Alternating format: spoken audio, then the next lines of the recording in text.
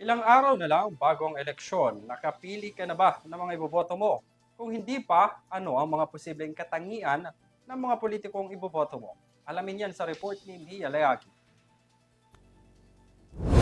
Para sa isang demokratikong bansa, sa eleksyon at sa pagboto ng mga mamamayan nakasalalay ang mahahalal at mauupong mga lider ng bansa, maging ang magiging direksyon at pag-unlad nito. At bilang isang demokratikong bansa, itinuturing ng Pilipinas ang halalan bilang isang mahalagang parte at proseso tungo sa pagtataguyod at pagpapatatag nito bilang isang bansa. Kaya nga gayon na lamang din ang pagsusumikap ng lipunan na mahikayat ang mga mamamayan na pumili at bumoto ng tama para sa kapakanan ng Pilipinas. 3 linggo bago ang darating na halalan sa Mayo, may napupusuan na ba kayong mga kandidato na iboboto? Kung tatanungin ng masang Pilipino, ano nga bang katangian ng mga politiko at mga kandidato ang kanilang hinahanap ngayong eleksyon? Yung maaasahan at saka yung hindi nagtatago pag nanalo na. Tapos yung masusolusyonan yung problema ng bawat tawag dito, community. Katulad ng kagutuman, kahirapan, mga krimen. Yun, mga ganun. Talagang tatrabaho siya para sa bayan, di ba? At kaya walang kurap. Yun ang hinahanap namin sa mga kandidato.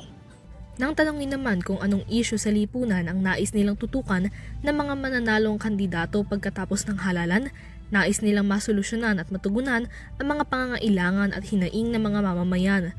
Kabilang narito ang patungkol sa mga trabaho at mga oportunidad, droga at krimen, maging ang mga benepisyong para sa mga Pilipino. Ang mga pangangailangan naman ito, sabihin natin na hindi naman financial yung trabaho. Unang-una yun. Tapos yung mga beneficiaries ng tao na dapat nilang tanggapin. Unang-una, yun ang harapin nila, yung mga pangailangan ng mga tao at mabawasan yung mga nangyayari, mga krimen.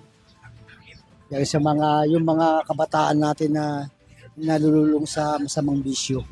Kailangan mailayo.